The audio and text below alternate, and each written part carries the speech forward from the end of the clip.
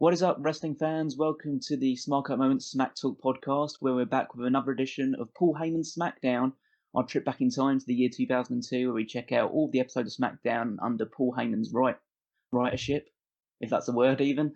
But It is now. yeah, exactly. So I'm Callum Wiggins, as always, your host for this series, and joining me as always, Robert DeFelice. Hey, Callum, we are back in the DeLorean. It's July 25th, 2002. How are you feeling on July 25th, 2002? How old am I in July 5th, 2002? I'm 9 years old, so I'm probably a lot more content than I am at 28. I imagine so. I imagine there's a Game Boy Advanced in your hands and you're just living life and enjoying yourself. Yeah, it's probably more of a PS2 controller probably at this point in time. Would that be around at that point? Oh, that would definitely have been around. We've been around for Okay, a couple of years. okay, so that's cool. What have you been doing in July 25th? Probably the same thing, actually. There was a PlayStation 2 controller in my hands and I was just enjoying summer vacation.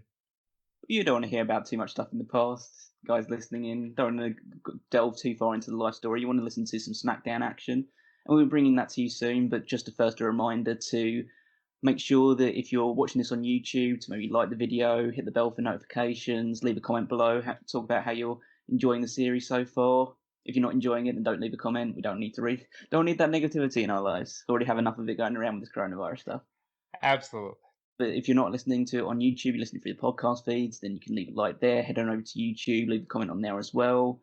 And you can also, if you are watching on YouTube and you haven't checked out this episode in advance, well, there's a link down in the description, so you can check out the episode after we've finished describing it. But we'll start off, as always, by talking a bit about the news that's just happened. So, obviously, the biggest story is the fact that this is the show immediately following Vengeance. We have already done a review for Vengeance as well, but that is a Patreon exclusive Dark Cast tier, so make sure you're signed up for the Patreon. If you've signed up for the Dark Cast tier, which is at the $10 tier, then you'll be able to listen to that review in advance. Hopefully, people that have listened to that and listened to this both enjoyed those ones. Give some encouragement for people to join in and make sure you're being a completionist like we are during this series. Absolutely. Because, to go back in time and really soak in all of these moments and how it shaped really even the product we're watching today, it's fun to really be a completionist with all of this. So other than that, there isn't really a lot of WWE related news or even TNA related news that I found was particularly interesting. But the biggest story that I found, which I thought had some interest, is that Ring of Honor crowned their first world champion in this Yes, week, they did. Was it which not was Xavier? no, it wasn't. It was a 4-way 60-minute Iron Man match, which crowned Low Ki as the first champion. Ah, So Low Ki defeated Christopher Daniels, Spanky, also known as Brian Kendrick, and Doug Williams in a fatal 4-way match. that's a really good four-way. Low Ki at this point is also tearing it up in the X division in TNA and having some banger matches with AJ Styles and Jerry Lynn. So it looks at this point that Low Ki's got a bright future ahead of him. Yeah, so it's just good to just put it all into some sort of level of context. Like this is really at the Ring of Honor had been going for about a month or two prior to this, but just to go back to their very first champion and how things have probably fallen, I'd say, since. Yeah, I think that's absolutely fair to say. I mean, don't get me wrong, Ring of Honor's had a great 18 years, all things considered, but at this point, they're a movement, as is TNA in its own right. And sky's the limit, it seems, for guys like Doug Williams and Brian Danielson and Spanky. And actually, do we get to talk about Spanky on this show? We will get to see him right at the very end All in right, 2003. that's some good news. But we'll move on now to whatever Raw was up to. So we are again talk about the ratings war a little bit. So for the 22nd of July edition of Raw, scored a 4.3 rating. So it got a boost up from the previous week because of probably the fallback from Vengeance. Rock is the new champion. Rock would be appearing on Raw. He would have a great match with Eddie Guerrero as one of the matches on Raw. Very Which good match. yeah, Fun opening promo too with The Rock singing La Bamba and Eddie Guerrero. Just good times. SmackDown for this edition, which is the 25th of July episode of SmackDown, scored a 3.79. So Raw crushed them in the ratings this week. I think, you know what I think that is? As cheesy as it sounds, I think that's the Triple H factor. The So what's yeah, like that you got Triple H and Shawn Michaels. I think I would have tuned into Raw over SmackDown too at that point. So the big story coming out of Raw was that Triple H and Shawn Michaels were meant to reform D-Generation X, and so the segment towards the end of the show was them coming out in DX gear. Triple H says, "Let's get ready to suck it." Then he boots Shawn Michaels in the gut, delivers a pedigree, turns heel, and leaves Michaels in a heap on the mat. I think more importantly, to protect Shawn here, Hunter begins doing the pedigrees where he lets the guy go. Because Mm. before this, Hunter's pedigree, he always kept the arms hooked. But to really let Shawn protect himself, he starts doing the pedigrees as they're done now, where you just let the guy go and they kind of fall flat. So RVD unified both the Intercontinental and European Championships in a ladder match with Jeff Hardy. End of an era that I'm sure Tony must love because he hates the European title. But I liked this ladder match better than their SummerSlam 2001 ladder match. Yeah, this was a good ladder match. But I think their match at SummerSlam 2001 was a bit too chaotic and all over the place. They had quite a few big botches in it. This one wasn't quite nearly as botchy. It was shorter as well, which I think probably would have helped on an episode of Raw. Hardy, despite being a top ladder match veteran, wasn't exactly having too much luck in ladder matches in 2002. Oh no, he was clearly the guy who's in the ladder match to do the spot, but then he loses. So what else was Raw? What happened from Raw? We obviously mentioned The Rock defeating Eddie Guerrero in the main event. I think I quite like the fact that as we will talk about The Rock's journey between now and his eventual departure after SummerSlam, he tries to go through the ringer to fight some of the best people in WWE at this point in time. So he doesn't exactly. It's not like he's only here for the paycheck and then he's straight out to Hollywood. He's actually there to have put on some decent matches with some of the best people they have. I think Rock is business is in his blood, very old school. He knows to try to do business on the way out, and even though he wasn't necessarily putting people over in terms of victories, he was allowing people to shine in the ring with wrestling's biggest star. Raw also saw the debut of the Island Boys, who would later be christened 3 Minute Warning. It was Jamal and Rosie. I know that they're like the black sheep of the Samoan tag teams, but I just don't think that Samoans do anything bad. I think Jamal and Rosie were great. So they were brought in as Eric Bischoff's hired guns, and their first action on Raw was to beat up both the Fabulous Moolah and Mae Young. Of course it was. Why wouldn't it be? You know, why wouldn't you sick 300-pound Samoans on elderly women? And the biggest story in regards to what we're going to be talking about on SmackDown is that after Raw poached Triple H from SmackDown at Vengeance, Stephanie McMahon made her first acquisition from Raw, which was to bring Brock Lesnar over to the Blue brand. Yes, and he does make his SmackDown debut on the show we're about to cover, but as we know, the GM feud is very real in this era, and Eric Bischoff wasn't going to take that lying down. No, so we'll definitely have plenty of that to talk about, for better or for worse. So, with all the admin out of the way, let's move on to the actual edition itself. So, July 25th, 2002, recorded on July 23rd, Conseco Fieldhouse in Indianapolis, Indiana. So, not quite just the Northeast Haven that we've gotten used to. Yeah, they're branching out a little bit into the Midwest. They must be feeling confident in their abilities at this point. So, the show starts with I don't know how to really describe it. It's an incredibly bizarre, out there, So Heyman 2002. produced. That's a Heyman produced Stephanie McMahon promo introduction segment. I don't know I how. mean, I can't. Let's Go just say ahead. that it's one of these ones where you can't really describe it with words. So if you haven't checked out the episode, I'd kind of just urge you, even if you don't watch the rest of it, just to watch this because it's so unbelievably unhinging. Yeah, this took me way out of my game immediately. Like, Stephanie is clearly being told to say names many different times in many different ways. They've got like these random effects because it's 2002 and we got to be a little edgy. Stephanie's still trying to be a little seductive. Like, it was just, I think you hit the word on the head. It's unhinging. Yeah, it's just features tons of like color changes. She's standing or sitting or kneeling against a bunch of SmackDown monitors. It's like she's in completely different positions every time the camera goes to her. It's yeah, and it also just adds to this aspect that you were talking about, where the general managers are just taking over every single aspect of programming right now. Yep, it's something we would get used to hearing a lot in the subsequent years. But Stephanie says it's the new era of WWE. The WWE is very big on like, oh, we're hitting the restart button. Look at Yeah, this new.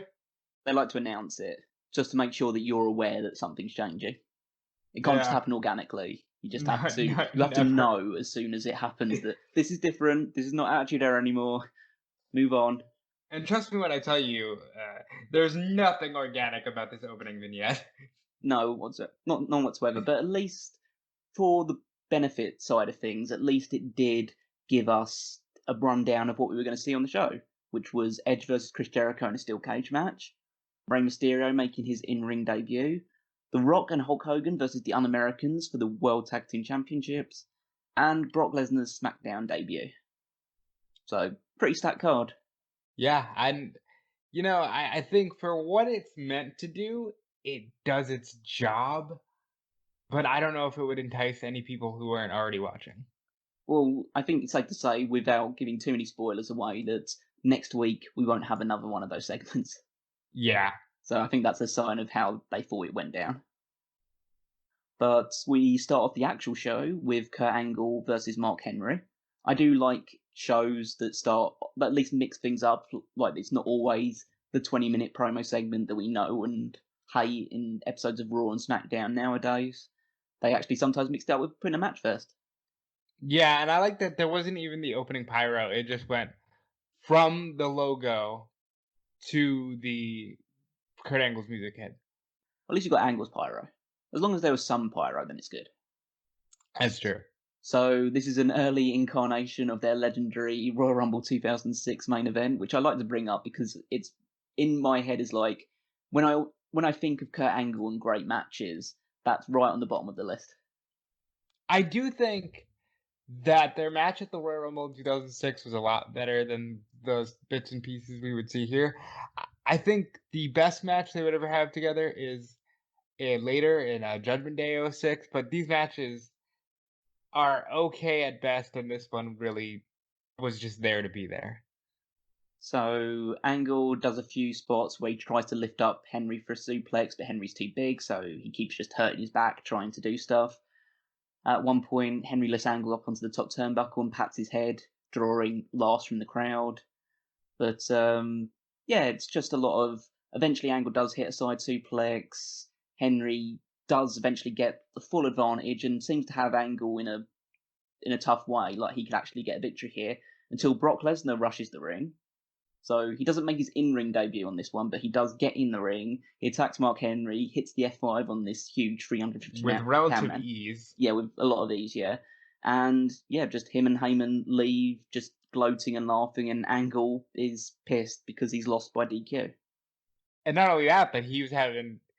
They were really setting the stage of like he's struggling to lift Mark Henry, and this, new guy just comes in, lifts him up like it's nothing, and he walks away. Yeah, so both guys have reasons to be pissed at Lesnar. Mark Henry, obviously, because he's been attacked and he had the advantage on Angle, and he might have got a more decisive win if it kept going because Angle was struggling. And Angle because he didn't have a chance to even make a comeback or do anything because Lesnar had already interrupted him and ends up costing him the match. By the way, just like I had said on the Vengeance podcast, which you can check out now on the Smark Out Moment Patreon, great F5 here. Henry lands proper, like flat, as he's supposed to on the F5, and it really takes me back to why that move became such an impactful move in the first place. So backstage, an angry Angle confronts Lesnar. Lesnar actually speaks for himself. He's not just using Heyman as his mouthpiece constantly now. Says that Angle looked like he was in trouble, so he wanted to help out. Angle basically says who the hell Brock thinks he is, and Lesnar says that he's the guy that's going to win the WWE title at SummerSlam, and that means that Angle's days as the top guy on SmackDown are over. So I also like that he said, I really wanted to fight you, but you just dropped the ball. Like really really rubbing it in. sticking it to him, yeah. I have to say that one of the things that really caught me about this segment in particular is that Brock's facial expressions while he was talking. This is a guy who's being directed to be scary and try and be intimidating, and it's coming off because of how we see Brock Lesnar now.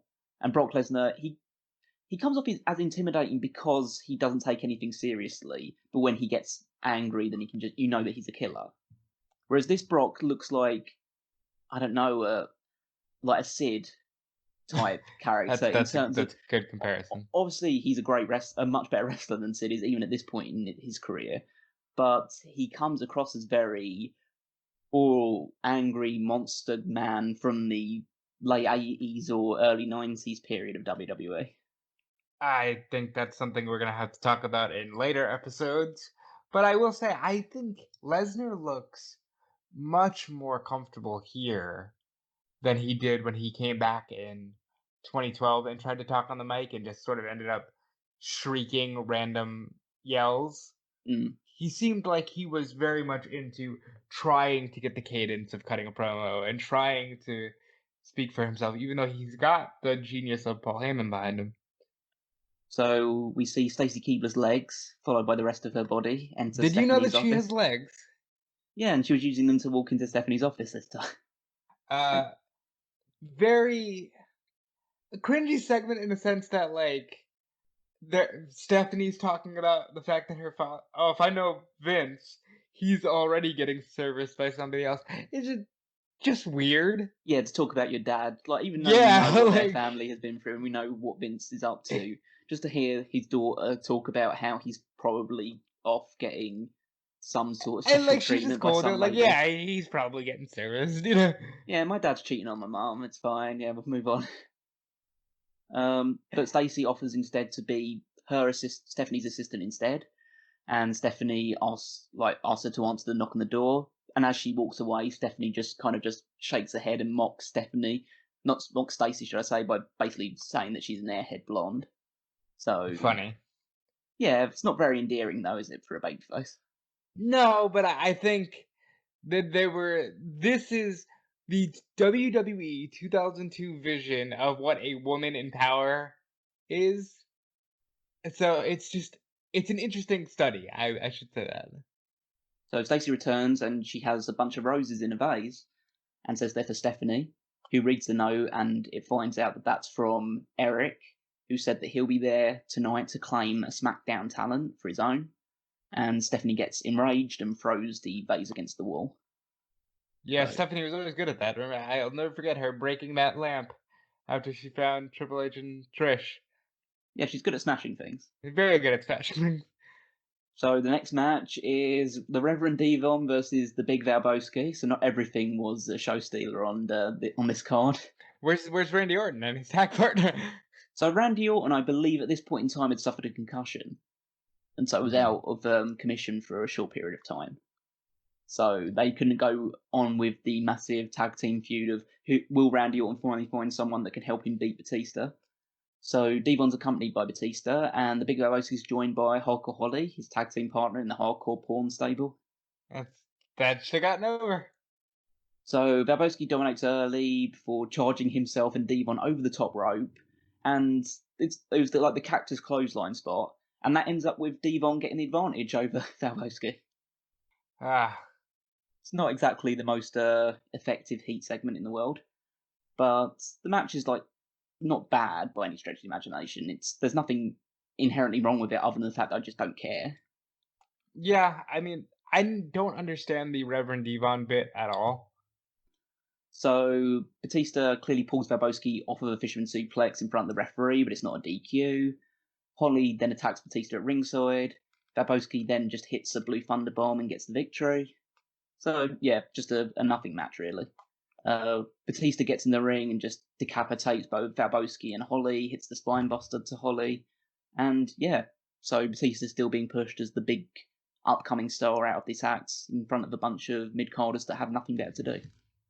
Yeah, I can imagine that Heyman wanted Devon because ECW ties and all that, but I just never grasped the deal with that. Like Devon to me doesn't seem like he would be a top star ever, you know?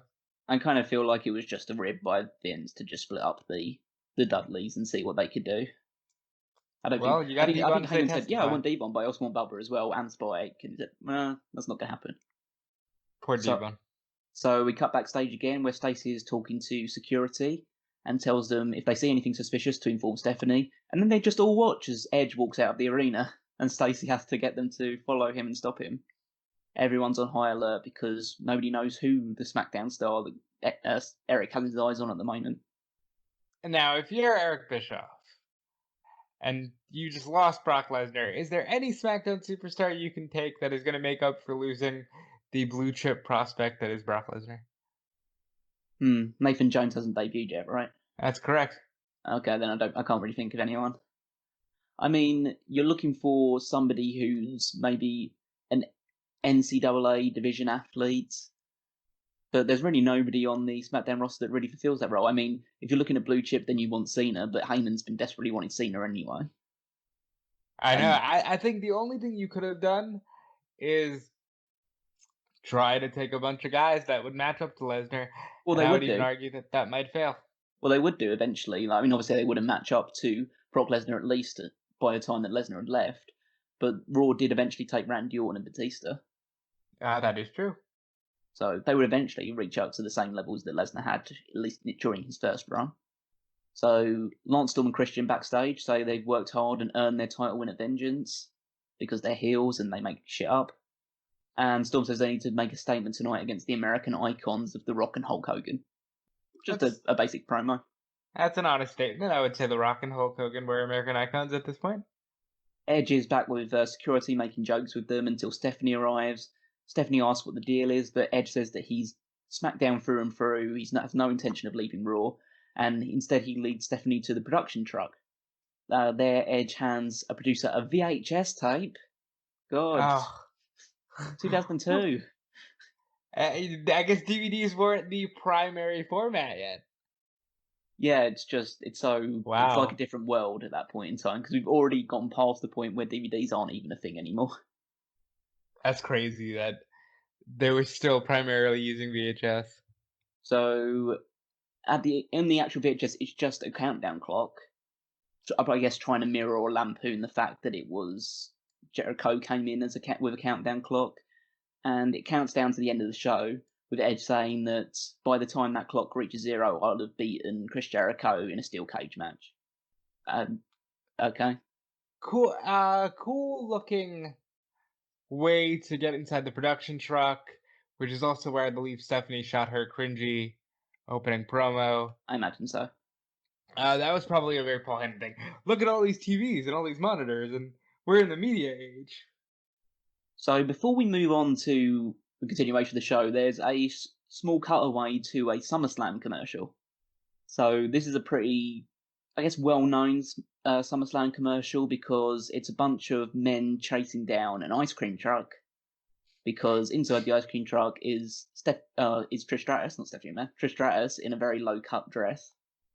And basically Ice cream asking is if they very want satisfying. yeah, basically asking if they want some sweet satisfaction. Well, at this point in time, Trish didn't have a title belt, and spoiler alert, she does appear at SummerSlam 2002, just not in a match. What a surprise. We'll talk about that more when we move on to one of our future reviews on the Patreon Darkcast. But for now, we talk about Rikishi versus Albert. So this is our first sign of Albert on the SmackDown reviews. Also, that countdown clock is looming over our heads. They really wanted you to know that something big was going to happen at the end of this show. So before the match even kicks off, Mark Lloyd approaches Kurt Angle backstage, who says he's on the phone with Eric, and so he's looking pissed and he's walking out of the arena. And Mark Lloyd says that Mark Lloyd basically, because we're idiots that have no attention span whatsoever, has to explain to us in granular detail who Eric might actually be, because we don't know anything, wrestling fans. No, you gotta really beat it over the head, Callum. So the match itself is that Albert immediately hits a bicycle kick before the bell even rings, beats the hell out of Rikishi for a long time, hits a Vader bomb for 2. Rikishi makes a comeback, does the stink face, a super kick, and then a banzai drop and wins. So again, it's really short. There's really not much to say other than the fact that at least it was a decent Hoss sprint match, but you can't really say much Uh, more beyond that.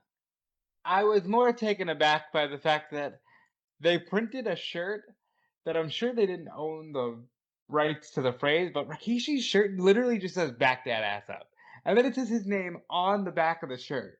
Mm. Like, we're still very much in the age of like shock value, but we're getting a little more sophisticated with it because you've seen in this episode there's a lot of cell phone action going on.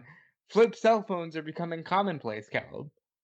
So Rikishi picks up a hat conveniently left on the stage for some reason and starts dancing with the lights flash and the pyro goes off around him.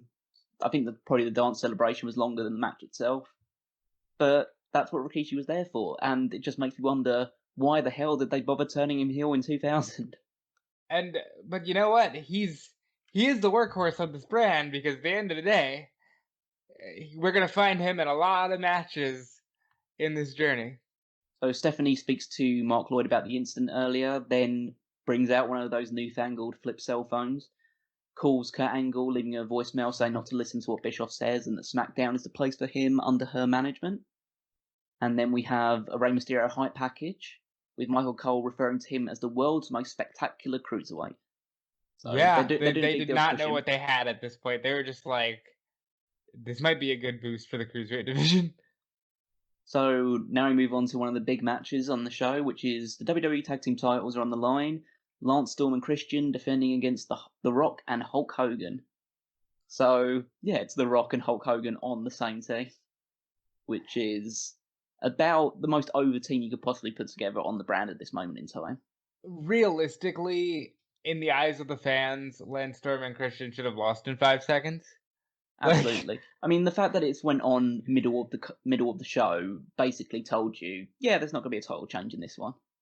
Because if there was a title change, you would have to it put would have this been on the in main main event. event. Yeah. There's a great sign in the crowd of a yellow and red Yoda saying "Live forever, Hulkamania will." I A like, lot yeah. of creative signs here. Like, saw a Blame Canada sign at some point in the show. Saw uh, anti-Americans take off. Like, it just very. People are still very into wrestling. It's very funny to me. So the first thing I wanted to point out about this match is that I think Hulk Hogan and The Rock are the most punch-heavy tag team in wrestling history. Because most of their repertoire is occasionally do a move, but they mostly punch people in the head. Oh yeah, this is very much in the era of if you are a main event guy, 80% of your offense is just straight up punching. I actually counted how many punches they delivered in the whole match because I was interested to see how that would actually go. Do you want to know Okay, how many punches they threw? what'd you get up to? I'm gonna say 35. Oh, it's close. 37. Oof.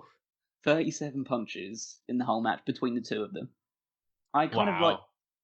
it was quite a bizarre match, really, just because it's two wrestling icons against two comparative career mid carders. Obviously, Christian did eventually become a world champion, But but not until everybody was gone. yeah, exactly.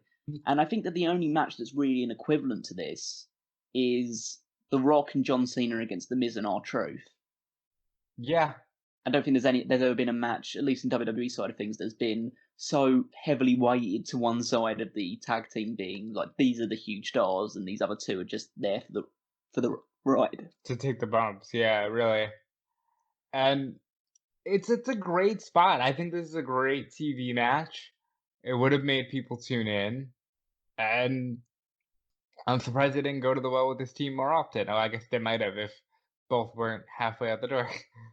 Yeah, so it's interesting that The Rock has to do most of the selling for this match because obviously Hogan's his partner, even though he's just been crowned the undisputed champion. So Test gets involved time and again to attack The Rock on the outside. Hogan keeps distracting the referee, allowing the Un-Americans to do more damage because Hogan can't help himself. At Yeah, one, because it's the best Hogan spot you can do. Yeah, I gotta help my friend, brother, but I'm actually hurting my friend, brother. That's about as Hulk Hogan as you get. at one point, Storm blocks a rock bottom and hits the Savate kick, but Hogan breaks up the count.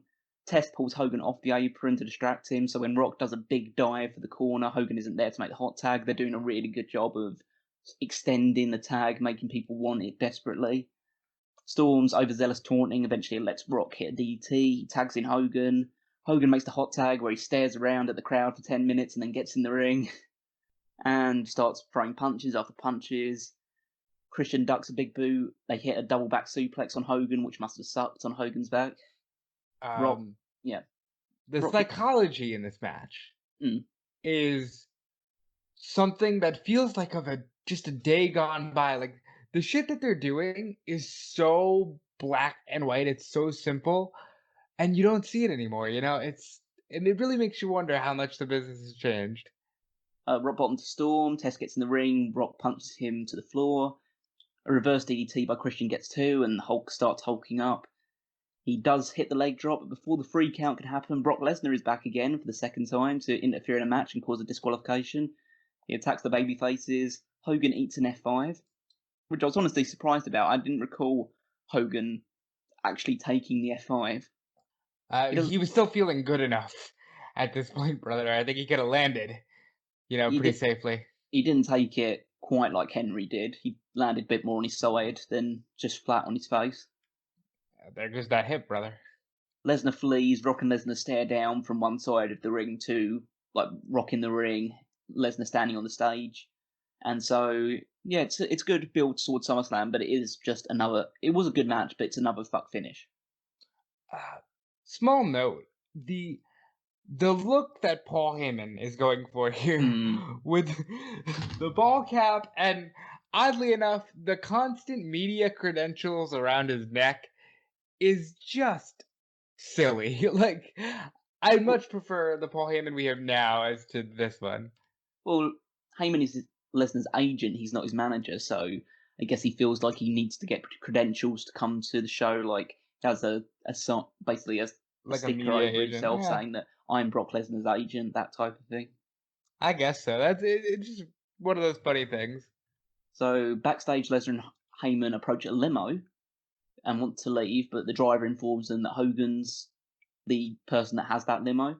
Lesnar threatens him, and so the driver decides that he wants to live for a few more years beyond this point and decides to let them in and drive away with them. Just because I pointed it out several times already, the driver also has one of those fancy newfangled flip phones. But realistically here, in what world do you just show up to any limo and say, yeah, let me in, this is my limo now? I guess when you're Lesnar and you feel like you can do that sort of thing and get away with it. Well, wait, what kind of agent is Paul Heyman? Why don't they have their own limo?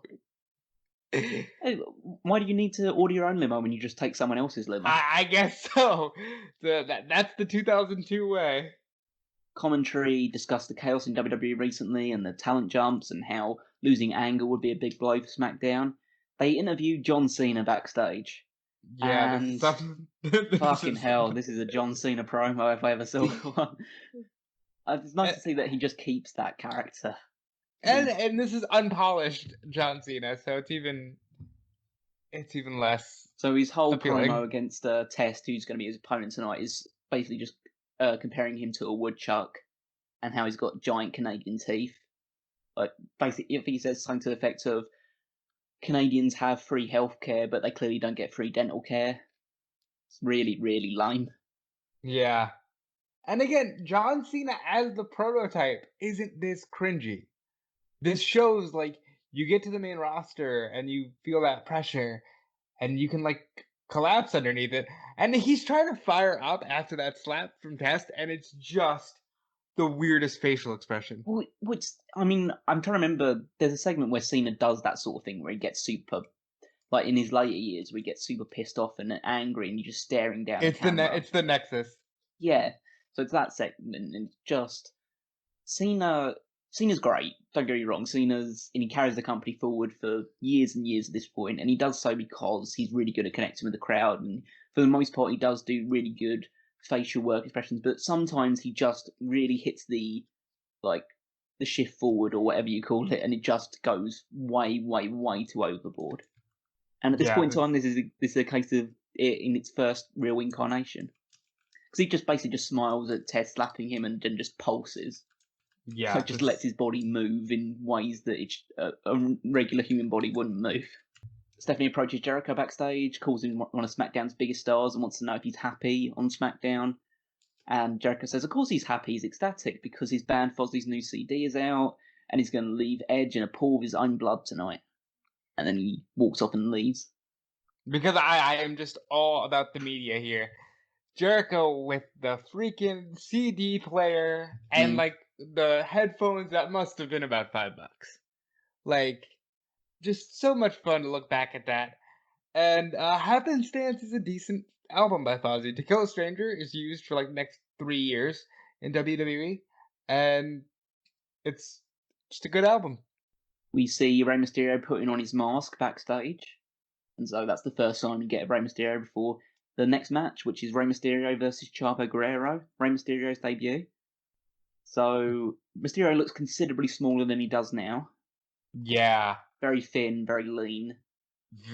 Very flippy at this point still. Like, very, about what you would expect from today's, like, Johnny Gargano or something. Rey Mysterio is peak cruiserweight here. So this is when Rey Mysterio hasn't decided to bulk up in order to try and feel like a bit more of a main eventer, and he hasn't had about... He's probably only had about 3 or 4 knee surgeries at this point, so he isn't as beaten up as he is nowadays. So he can still do a lot of the moves that he was performing in WCW, just not up to quite that level, but enough for people that hadn't seen WCW to be really excited with his work. Cole refers to him as the most celebrated luchador in the United States since Mil Mascaras. I think, not much of a stretch. I'd say Mysterio's far surpassed. Now, yeah. Mascaras' thing. Maybe at this point, obviously not, because he hadn't arrived in WWE yet, but by now, Mysterio is the most celebrated luchador in WWE history. In wrestling history, probably. I'm not off base here by saying, where in July of 2002, Spider-Man with Tobey Maguire just released, they're trying to play off of that buzz, right? Because he's doing the Who's That Jumping Out the Sky entrance with the pyro, which is one of the best entrances in WWE. But he's also got, like, legit spider webs on his gear. So they're clearly going for, hey, Spider-Man just came out. I mean, surely if they wanted to capture the buzz, they would have done Bumblebee Man instead. Very good. If Tony's listening, he'll enjoy that one. And he'll probably be the only one. But we'll move on then. No, I don't want to make that like... It feels like gimmick infringement now. I don't like it. Well, you're fine. So we have a really flashy opening, like cruiserweight luchador style opening with... It's the spot where you have like both your hands clasped on the mat, and the smaller guy leaps up onto the other guy's shoulders, performs a few moves off the back of that. Mysterio blocks Guerrero blocks a baseball slide and throws Mysterio inside out with a German suplex. So that's an interesting aspect of this. This is a competitive match. This isn't Mysterio winning in 2 minutes to get over. They're getting Mysterio over by putting on great matches. Because, that's at this point, that is the attraction you're getting. He's going to give you these spectacular moves, and you can only get there in Lucha Libre if you're performing that dance perfectly with your partner. We see a few spots that Mysterio still uses to this day, like he does the Guerrero slides him on his belly onto the bottom of the ring, onto the floor, which Mysterio still does on occasion. Mysterio doesn't do this very often, but a corkscrew puncher to the outside. He does a nice Zack Sabre Jr. style pinning combination where he kind of like does the O'Connor roll and leans back. I loved this match. This is... Oh, yeah, it's great. This is like peak Chavo. Chavo's not bulked up at all at this point, which is very good because, he's still just like in the peak of his abilities. This is a solid match. Maybe one of the best these two would have in WWE. Guerrero blocks a Code Red into the Gory Bomb, only gets 2. Mysterio gets him in position for a 619 in the corner, so it's not actually in the center of the ropes, but in the like turnbuckle corner, and even says a da-da-da-da before he hits it, which nice. I think he removed pretty soon afterwards. And he hits the 619, but Taz refers to it as a 619. Yeah, he does. And then they hit the West Coast Pop, which was that's referred to as a Hurricane Rana, and gets the win. I missed the West Coast Pop. Yeah, I thought that made the 619 such an impactful move. As far as the I always hear that the selling point for Mysterio was, well, he could be your Mighty Mouse, Vince. I wonder if that was just straight up like, hey, before you win, can you just go like be Mighty Mouse for me, Ray? yeah, it's yeah, I had to wait until Neville came around just to try and hammer it home, really. But this was a good competitive match, like you say, like really well put together between two guys who were cruiserweights and looked like cruiserweights and acted like cruiserweights. And yeah, it's just a strong introduction of what Mysterio can bring to the table in the company.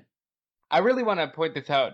Very diverse roster at this point. Mm. Like diverse styles, diverse attitudes, a lot of really good, these characters are all on different levels. I really miss that in WWE. We see Test walking backstage. He bumps into Rey Mysterio as he's leaving the ring area. Test, because he's a dick, grabs Mysterio from behind for no reason and throws him into the garage door. Yeah, because Test is big, Mysterio's not. Pretty black and white here, but we're not done with any of these guys yet. No, still a lot more to come, but we immediately have Test here. It's Test versus John Cena. One of the Not things a they great promote match. on this show is Goldmember, the third and final Austin Powers movie, which we talked about, I think, in an earlier edition about talking about Beyonce for a second there, about how young she was in this movie. The Austin Powers movies, fantastic. I really do hope to get to review them with Tony on a future episode of Fanboys Anonymous. First and second are great. I think the third one is a bit of a stretch to say it's great. The third one is very much the, hey, this is popular now, so let's run it into the ground. It's very much the Shrek 3 of Mike Myers franchises. I guess Mike Myers, he can't do 3. He needs to stop at 2. No, he needs to stop at 2 or go straight to 4. Because I think Right. Shrek Forever was After is pretty good. yeah, I don't mind the fourth Shrek movie. So we have Test versus Cena. Test does a ridiculous flip bump off a Cena DDT at some point after like dominating early. Cena hits probably the best drop kick that we've seen out of him so far. He hits another Stinger Splash. He still has that move in his repertoire. Maybe he could have kept it if he said da before he did the Stinger Splash. Cena avoids the pump handle slam, hits the protoplex, but only gets 2. Test does hit the pump handle slam at the second attempt, but Cena gets his shoulder up at the very last second, which I thought was good. I thought that was over at that point. Test gets frustrated, pushes the referee pushes him back, Cena rolls him up and gets the pin. Wonder Boy John, man. He doesn't get a pin off that one. Test tries to powerbomb, but then Cena does roll him into an ugly looking sunset flip to get the win. So I don't know why he didn't just roll him up, because they just did a move and he just rolled him up afterwards to win anyway.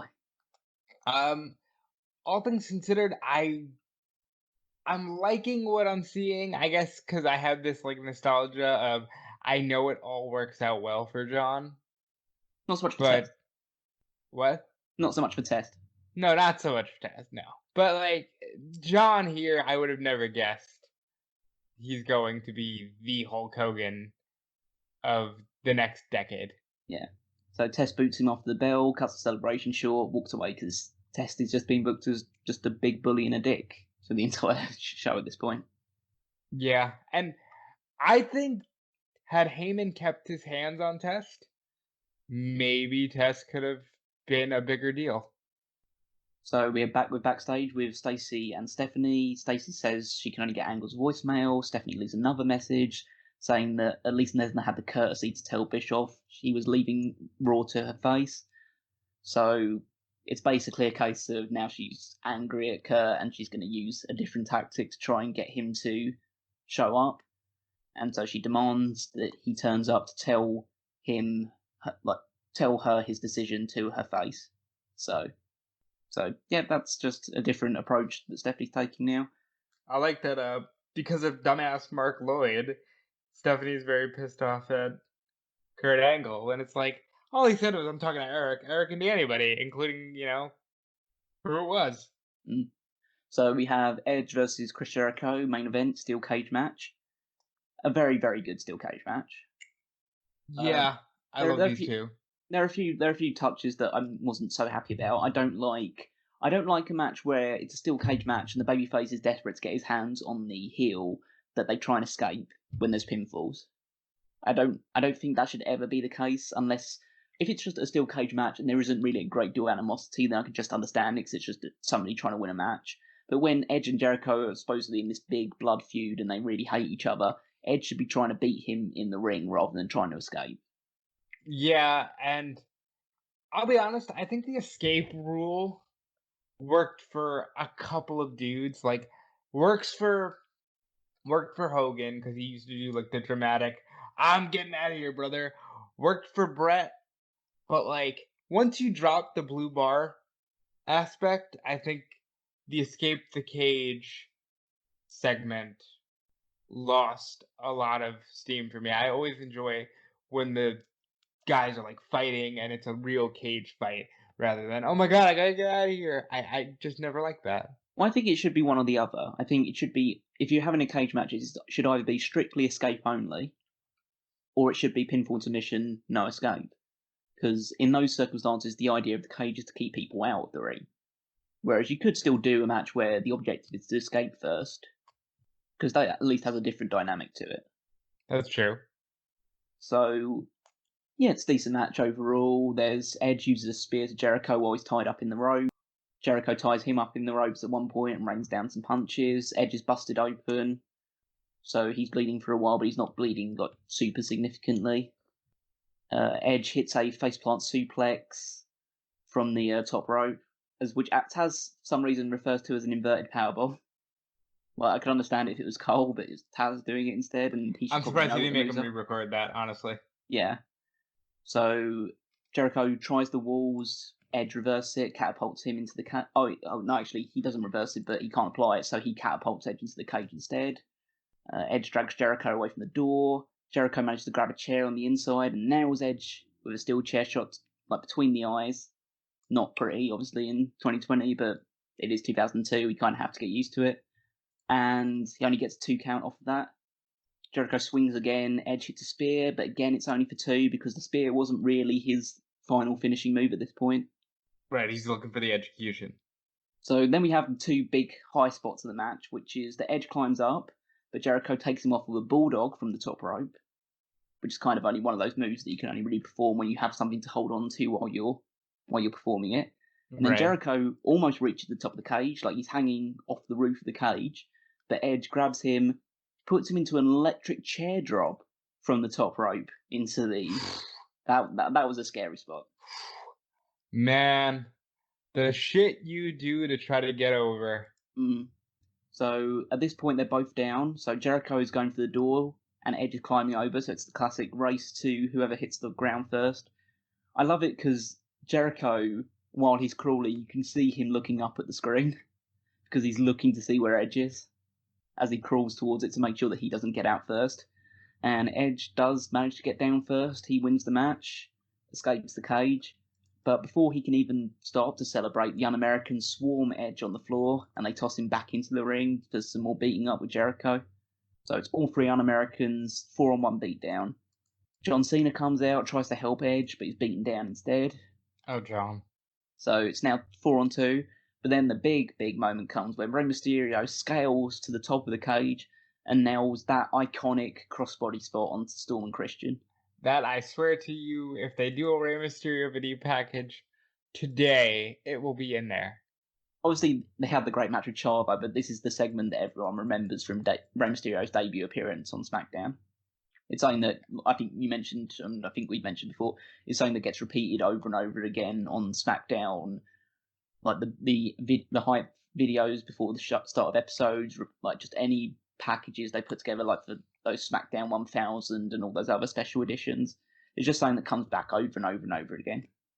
And another thing, just from the match itself and the whole night, I can't believe how small so many of these guys still are. Edge looks small. Even Jericho doesn't look like his peak physical condition. Like, these guys are still very, I guess, natural, for a lack of a better word. Well, I think natural is the most appropriate word in that Yeah, yeah. circumstances because there's a reason why a lot of them got a lot bigger, and it's got nothing to do with.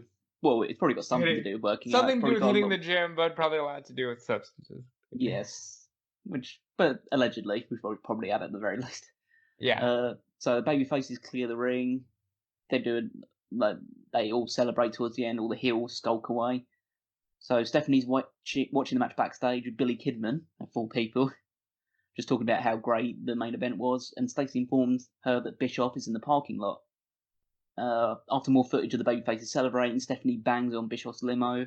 Bischoff hops out the sunroof and claims that he's delivered a knockout blow with the new signing he has in the limo. He's talked to the signing, and then they drive away with Stephanie like really angry and despondent about the fact that she assumes that she's just lost Kurt Angle to Raw. Yeah, I love this. It's he's just like, hey, we got the right cross, and then we hit an uppercut, and he's just gloating as the limo drives away. So as the limo drives away, Angle approaches from behind, and Stephanie's thrilled. Angle says that he was on the phone with his brother Eric, Yeah, not how Eric could Bischoff. like what? That's good because it's very real. easy humor, but like, He's how not a could you liar or not? anything like that. How could you not think? Oh, it's got to be Eric Bischoff. Clearly, there's only one Eric in the world. Yeah, exactly. And said that he then switched his phone off to let off steam after the Brock incident. But then Stephanie, this is the real like sign off of the entire show, and it's very typical of Stephanie McMahon acting, where she turns and like in a best soap opera cliffhanger voice says, "If you're not in the limo, Kurt, then who is?" And then Yeah, this you'd was hear the dun very. dun dun, that sort of music, or like the Well, this huge. is very Vince saying, "I want more soap opera acting." Yeah, I just wish it wasn't Stephanie doing it because Stephanie's can be really good when she's playing the evil heel character, but sometimes she can just just overblows it like Cena does. Yeah. And this was a case of it just being a very very corny. Again, I would have reshot that. I'd been like a little more natural stuff, little less Days of Our Lives, and little more just like, wait, who the hell's in the? And then Stephanie said, "Well, I'm head of creative, and I thought it was perfect," and then they just Oh leave well, it. there you go.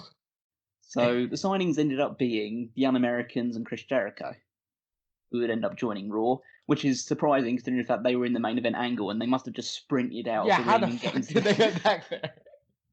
get into the limo. So that's I mean, they did like escape through the crowd, so maybe they somehow managed to run there in time. But it just seems odd that they just all got beaten up by a load of SmackDown guys and thought, okay, so we're not building towards a 6-man tag for next week. We're just all leaving. So fuck you.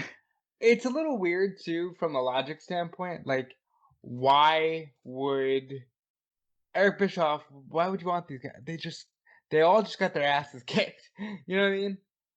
Yeah. So this was overall this is a good show, and there's like a lot of good stuff in it. You had the Rock Hogan teaming up, which even though it's not great from an actual, it was good for a wrestling standpoint, but not so like super athletic style thing. But that's good to see those two together. Get to see Rey Mysterio's debut was a good match. We had the cage match and all the bells and whistles attached to that, and that was all a lot of fun. I think that again, it's just overblown with a lot of the GM stuff. It wasn't as overbearing as it was the previous week, but still, it's still there and it still irritates me. And some of the matches were either completely inconsequential, like the Devon and Valbowski match, or the Rikishi Albert match. So it's not perfect by any stretch of the imagination, but still solid show. Would watch it over this previous week's SmackDown, or the SmackDown from the You SmackDown hit with that it. stupid karaoke contest. You hit it on the nail on the head. Like, it wasn't perfect, but I still love this era. Like, there's so much good happening. So with that out of the way, let's talk a little bit about what people can expect from the next episode of the Paul Heyman SmackDown podcast, which is the August 1st, 2002 edition. So we'll have Rey Mysterio's second match where he takes on Tajiri, which should be another good match. We have Brock Lesnar making his in-ring debut against Mark Henry. Yeah, We have Kurt Angle versus Hulk Hogan, great match. another big match. Rikishi versus Reverend Devon. Oh boy, Rikishi and Devon, you can't get rid of them, Callum. What are we doing here? John Cena versus Rico. Former OVW alliance there. And in the main event, it is The Rock and Edge versus SmackDown's two newest acquisitions on the night. Chris Benoit and Eddie Guerrero are finally here on SmackDown. And I think we are about to hit the stride of Paul Heyman SmackDown. So a lot to look forward to next week, as always. So we'll bring you that next edition there. So the only thing left to do is to pull out a few plugs. So if you haven't already, make sure you're liking the video, hit the notification bell, make sure you're tuning in for all the rest of the uploads that are coming outside of the Paul Heyman podcast, the hot tags, whatever show we're putting on in the middle of the week.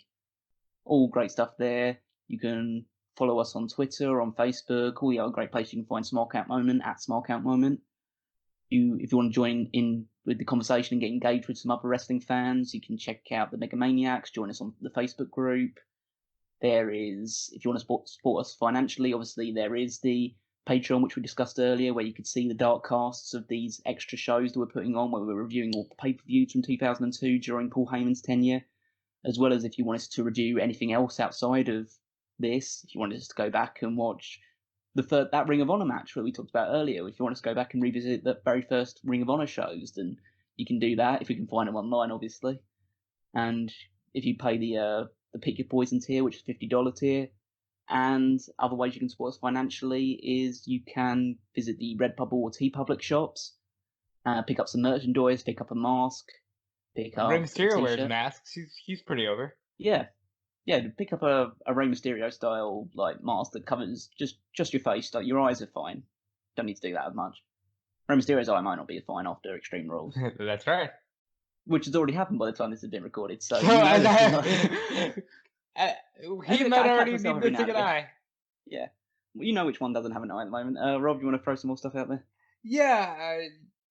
Also check out, all the weekly articles on Smark Out Moment. We got a great team that's really coming together to do some pretty good stuff.